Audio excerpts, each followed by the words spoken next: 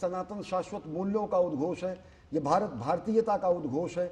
और वह उद्घोष जो वसुधैव कुटुंबकम की बात करता है, सर्वजन हिताय की बात करता है, सर्वजन सुखाय की बात करता है, विश्व बंधुत्व और विश्व कल्याण की बात करता है।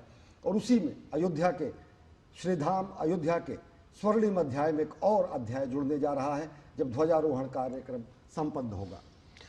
हाथों में तिरंगा और भगवान श्री राम, जय श्री राम का उद्घोष। इस वक्त पब्लिक अनाउंसमेंट जो एड्रेस सिस्टम है, श्रीधाम अयोध्या में रामधुन चल रही है और सभी लोग प्रधानमंत्री नरेंद्र मोदी का स्वागत करते हुए नजर आ रहे हैं। प्रोफेसर साहब हमारे साथ बने हुए हैं, प्रोफेसर मक्खनलाल। प्रोफेसर साहब, भगवान श्री राम के इस मंदिर निर्माण के साथ प्रधानमंत्री नरेंद्र मोदी की जो आस्था और तपस्या जो जुड़ी हुई है, उसको एक इतिहासकार के तौर पर आप किस तरह से देखते हैं और आज के दिन को आप कैसे याद करना चाहेंगे?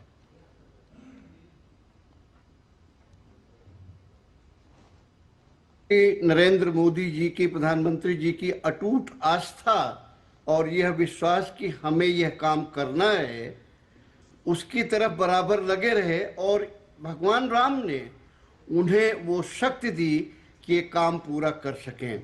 क्योंकि पिछले 50 वर्षों से मैं खुद भी साक्षी हूँ इस बात का। लेकिन एक बात भगवान राम के ही गुणों को, भगवान राम के ही चीज़ों को चरित्र को लेके मोदी जी की बात कहना चाहेंगे। आप लोग काफ़ी देर से कह रहे थे कि भगवान राम सबके लिए समान हैं और भगवान राम के लिए सब समान हैं। आप मोदी जी की बात जरा कल्पना कीजिए, सबका साथ सबका विकास, सबको हम साथ लेके चलेंगे, हमारे लिए कोई भी अलग नहीं है, पूरे देशवासी सब एक हैं। वो जब ये कहते हैं कि हम जो है राज्य के संसाधन सबके लिए हैं, जो वंचित हैं हम उन्हें देंगे, हम अपनी व्यवस्था करेंगे। भगवान राम का ही ये स्वरूप था, जो वंचित हैं उनकी व्यवस्था करना राजा का काम है, प्रजा खुद पार्टिसिपेट करके उन्हें दे। और विश्व बंधुत्व की कल्पना भी भगवान राम ने की, जिसको मोदी आगे बढ़ा रहे हैं। तो मैं मोदी के इन कार्यक्रमों को सिर्फ मोदी के राम मंदिर के बनने के जुड़ाव से ही नहीं देखता, बल्कि राम का जो चरित्र है, राम का जो स्वरूप है, राम के जो आदर्श हैं, मोदी जिस तरीके से उसे आगे बढ़ा रहे हैं, एक तरह से आगे आने वाले शासकों के लिए, आगे आने वाले लोगों के लिए जो व्यवस्था से जुड़ेंगे, उनके लिए आदर्श स्वरूप भी स्थापित कर रहे हैं। हमें हमेशा ध्यान रखना पड़ेगा कि भगवान राम ने कभी ये नहीं कहा कि देश की अर्थव्यवस्था पर, देश के संसाधनों पर किसी एक का अधिकार है, उनका सबका अधिकार है। ये सारी चीजें जब हम एक समग्र रूप से देखेंगे तो आप ये पाएंगे कि भगवान राम के प्रति मोदी का समर्पण और भगवान राम का मोदी की तरफ इतना आशीर्वाद स्वरूप पूरा जो उनका अनुग्रह है, वो उन्हें एक कर देता है। दोनों को मैं अलग अलग नहीं देख पाता कभी कभी। जी बिल्कुल, इसे अति कहा जा सकता है। लेकिन हमेशा एक बात ध्यान रखिएगा, राम के आदर्श क्या थे और मोदी आज किन आदर्शों पे चल रहे हैं, क्या वो आदर्श भगवान राम के आदर्शों से अलग हैं? बिल्कुल अलग नहीं है। और शायद यही वजह है कि आज हमारा देश कहाँ है। जब भगवान राम के आदर्शों पे चलेंगे तो देश न केवल आगे बढ़ेगा, विश्व गुरु भी बन के रहेगा। जी बिल्कुल। और आपसे थोड़ी देर में वो अद्भुत तस्वीरें भी हमारे समक्ष आएंगी जहां पर सप्त मंदिर के हम दर्शन कर पाएंगे। और सप्त मंदिर जिस तरह से हम लगातार बता रहे हैं कि भगवान श्री राम के जो समकालीन संत हैं, महर्षि वशिष्ठ, जो कि स्वयं ब्रह्मा के पुत्र कहे गए हैं और उनको ब्रह्मा जी का प्राण कहा गया है, उनके प्राणों से उत्पन्न है। और वो इक्ष्वाकु वंश के राजगुरु, 39 पीढ़ी तक उन्होंने स्वयं इस बात की प्रतीक्षा की भगवान उनके गोद में खेलेंगे, उनकी शिक्षा ग्रहण करने के लिए उनके गुरुकुल में आएंगे। उनके मंदिर की प्रतिस्थापना की गई है, क्योंकि गुरु का साथ अगर न मिला होता तो भगवान श्री राम राम न होते। गुरु की महिमा को प्रतिस्थापित करने के लिए एक शिष्य के रूप में भी भगवान श्री राम ने एक अद्भुत मर्यादा संपूर्ण विश्व के समक्ष प्रस्तुत किया और वो तस्वीरें इस वक्त हमारे समक्ष आ चुकी हैं। महर्षि वशिष्ठ के साथ साथ महर्षि विश्वामित्र जो उनके दूसरे गुरु कहे जाते हैं, और महर्षि वशिष्ठ और विश्वामित्र दोनों ही गुरुओं में भगवान श्री राम ने कभी भी कोई भी अंतर नहीं किया। दोनों गुरुओं के बाद महर्षि वाल्मीकि, जिनको परब्रह्म का ही स्वरूप कहा जाता है, ब्रह्मा जी का अवतार माना जाता है, जिन्होंने संपूर्ण विश्व को भगवान के राम के चरित्र के साथ जोड़ा, उनसे अवगत कराया। भगवान महर्षि वाल्मीकि को इस बात का वरदान स्वयं ब्रह्मा जी ने दिया कि आपको उन सभी क्षणों का, उन सभी चीज़ों का स्वयं अनुभव होगा जो भगवान श्री राम अपनी लीला के तौर पर संपूर्ण विश्व के समक्ष रखते हुए नजर आएंगे। और उन्होंने संपूर्ण रामचरित्र को वाल्मीकि रामायण के माध्यम से हम सभी के समक्ष रखा। भगवान श्री राम कैसे बोलते थे, कैसे चलते थे, कैसे हंसते थे, वो स्वयं इस बात का अनुभव उन्हें हो जाता था।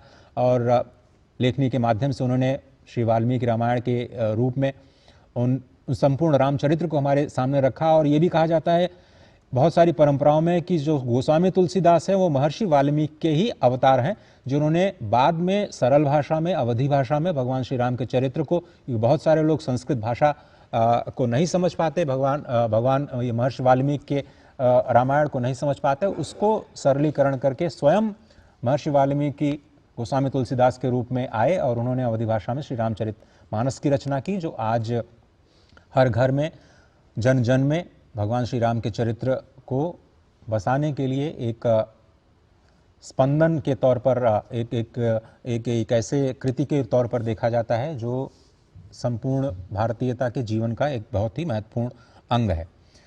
इसके साथ ही महर्षि अगस्त, जो काशी से पहुंचे दक्षिण की तरफ, और जब काशी उनसे छूट रही थी तो बहुत ही विह्वल थे, वो बहुत ही शोकाकुल थे। भगवान महादेव के पास वो पहुंचे, उन्होंने कहा कि मुझे काशी छोड़नी पड़ रही है, ऐसा क्यों? उन्होंने कहा कि आपको बहुत महत्वपूर्ण कार्य करना है, उत्तर को दक्षिण से जोड़ना है, और इसलिए आपका दक्षिण में होना अत्यंत आवश्यक है, क्योंकि भगवान श्री राम दक्षिण की यात्रा पर होंगे, वहाँ पर आपको एक बार फिर से गुरु की भूमिका में उनका मार्गदर्शन करना है। तो महर्षि अगस्त के आश्रम में जब भगवान श्री राम अपनी यात्रा के दौरान पहुँचे तो महर्षि अगस्त ने न केवल उनको शस्त्र और जो अस्त्र थे वो प्रदान किए, बल्कि उन्हें विजय मंत्र भी प्रदान किया, जिसके बाद उन्होंने बुराई पर, कहते हैं कि जो जीत है जिसके लिए वो जाने जाते हैं, उनका अत्यंत महत्वपूर्ण स्थान, और उसके साथ देवी अहिल्या, निषाद राजगुरु और माता शबरी, जिस पर हम चर्चा बाद में करेंगे, सप्त मंदिर जिनका निर्माण पूरा हो चुका है, उसके दर्शन और अनावरण के साक्षी हम सभी बनेंगे। सप्त मंदिरों में अगर देखें तो अगस्त मुनि, महर्षि विश्वामित्र, महर्षि वशिष्ठ, और इसके अलावा माता सबरी, देवी अहिल्या, निषाद राजगुह, इन सब के प्रतिमाओं को स्थापित किया गया है, जो कि ये बताता है कि भगवान श्री राम के गुरु, भगवान श्री राम के मित्र, भगवान श्री राम के अनन्य सेवक, सबको वहाँ पर भगवान श्री राम के जन्म स्थान पर बने हुए दिव्य भव्य मंदिर में स्थान दिया गया है, ससम्मान उन्हें स्थापित किया गया है। अगस्त मुनि की अगर बात करें तो भगवान श्री राम जब 14 वर्ष का वनवास हो रहा था तो ऋषि अगस्त से जब उनकी मुलाकात होती है, तो उन्होंने भगवान श्री राम को दिव्य अस्त्र प्रदान किए, धनुष, बाण, तुरीण, अमोघ कवच और लंका विजय का मार्गदर्शन भी अगस्त मुनि ने दिया।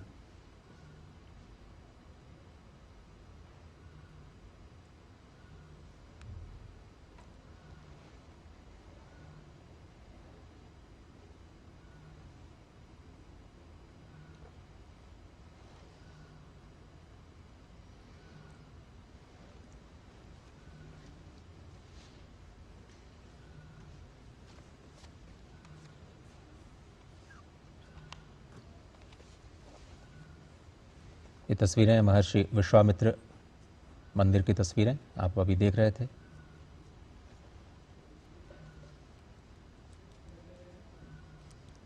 महर्षि वाल्मीकि के प्रतिमा पर पुष्प अर्पित करते हुए प्रधानमंत्री नरेंद्र मोदी, महर्षि वाल्मीकि, जिन्होंने भगवान श्री राम के चरित्र को हम सभी के समक्ष रखा।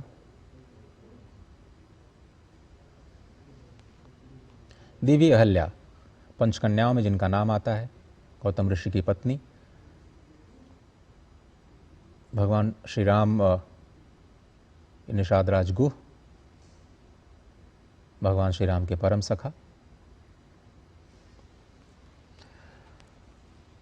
प्रधानमंत्री नरेंद्र मोदी ने अयोध्या में सरयू तट पर स्थित सप्त मंदिर में पूजा अर्चना की है। यह भगवान श्री राम की जीवन यात्रा के साथ रहे समाज के हर वर्ग से जुड़े लोगों के सम्मान में बनाए गए 7 छोटे मंदिरों का एक समूह है। इन मंडपों में महर्षि वाल्मीकि, महर्षि वशिष्ठ, महर्षि विश्वामित्र, महर्षि अगस्त्य, निषाद राज, शबरी और ऋषि पत्नी अहिल्या की प्रतिमाएं विराजमान हैं। सप्त मंडप का निर्माण राम मंदिर के परिसर के हिस्से के रूप में किया गया है। ये भगवान श्री राम की समावेशिता और भक्तों के प्रति उनके जुड़ाव को दर्शाता है। भगवान श्री राम ने गुरु वशिष्ठ से ज्ञान प्राप्त किया तो केवट से प्रेम, माता शबरी से मातृत्व का भाव भी प्राप्त किया।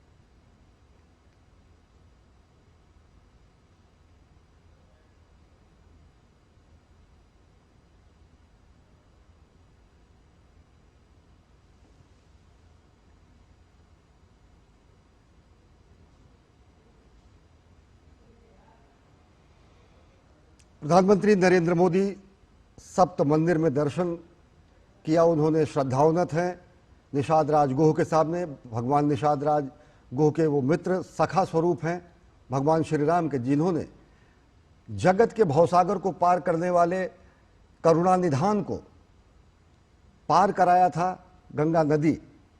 और वो उतराई मांगते हुए केवट ने जब कहा तो उन्होंने कहा कि देवी अहिल्या का भी मंदिर यहीं पर है। देवी अहिल्या का उद्धार भगवान श्री राम ने किया था। भगवान श्री राम के पद से छूने के बाद देवी अहिल्या का उद्धार हुआ था। तो निषाद राज गुह के मन में ये प्रसंग आया था कि नाव भी उनकी कहीं ना कहीं किसी और स्वरूप में न चली जाए। तो भगवान जो कि भवसागर को पार करते हैं, करुणानिधान जो कि भवसागर को पार लगाते हैं, उनको पार लगाने का काम किया था निषाद राज गुह ने। जब वनवास की यात्रा पर थे, 14 वर्षों के वनवास में थे, श्रृंगवेरपुर में जब मुलाकात हुई निषाद राज गुह से, तो निषाद राज ने भगवान को पार लगाया।